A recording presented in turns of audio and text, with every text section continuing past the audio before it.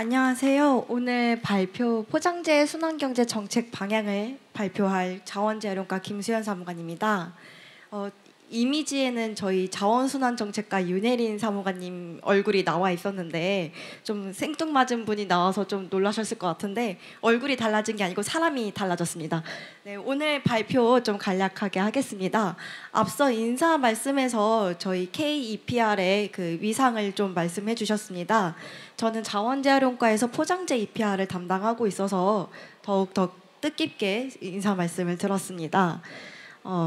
오늘 발표 목록은 순환경제란 하고 이건 다 아실 것 같은 내용이라서 간략하게 넘어갈 거고요.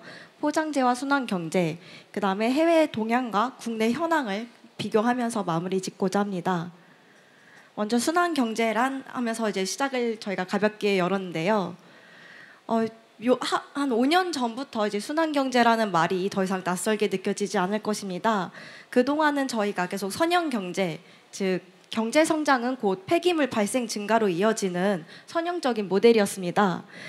그동안 이제 폐기물의 적정 처리 위주와 그다음에 오염 발생 방지 등을 좀 관점이 있었다고 하면은 이제는 이제 천연 자원이 고갈되고 그다음에 온실가스 발생에 상당히 영향을 미치기 때문에 이것을 어떻게 하면 좀 더 지속 가능한 모델로 이어나갈 수 있을까 하면서 나온 것이 순환경제입니다.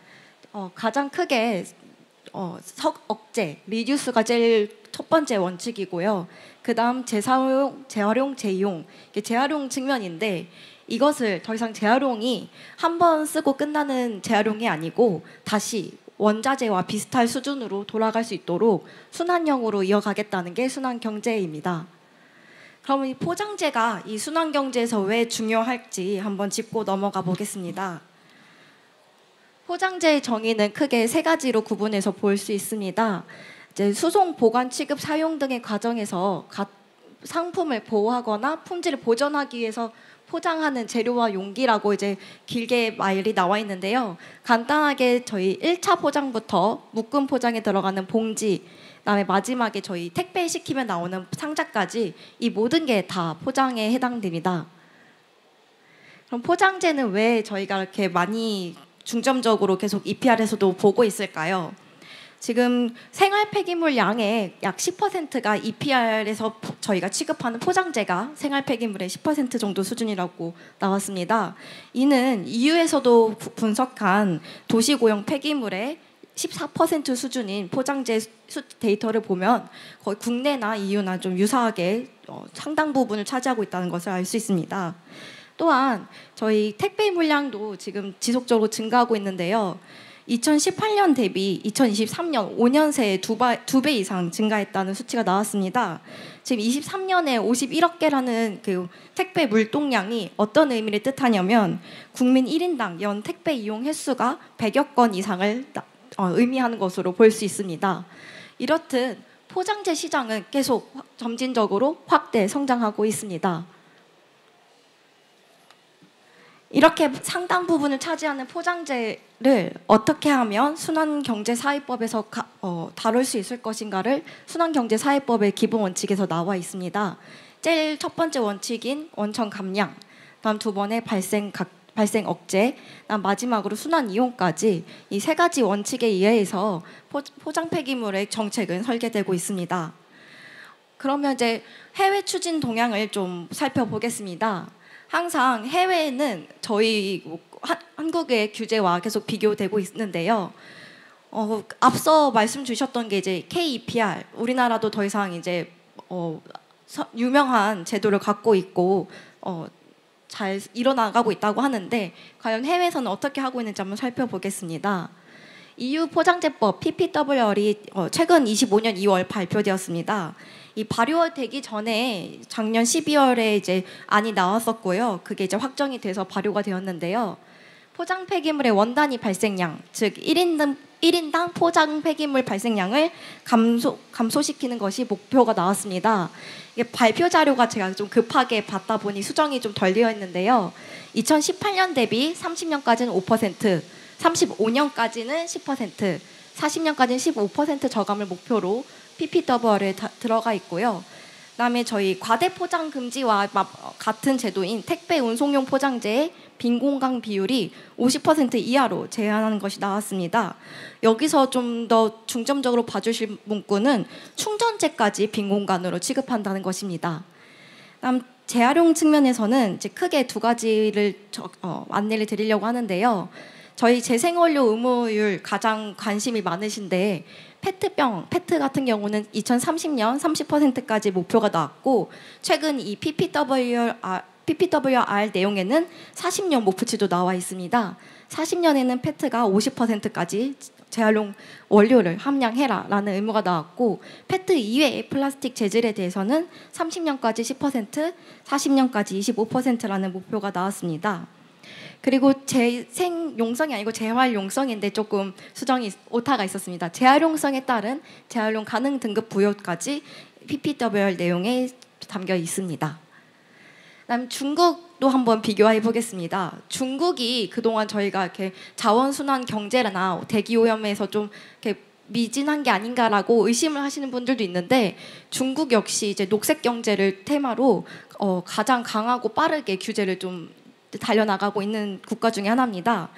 최근에 24년 1월에 국가표준안을 발표하고 작년 6월부터 지금 그 제도가 시행되고 있습니다. 그래서 중국 역시 포장재 두께와 그다음 공간 비율, 포장 횟수, 우리나라와 유사하게 포장재에 대해서 규제가 강화되고 있고요. 또한 운송 포장재 재활용 횟수까지 규정하는 등 이 택배 강국이라는 중국에서도 포장재에 대한 규제가 강화되고 있음을 알 수 있습니다.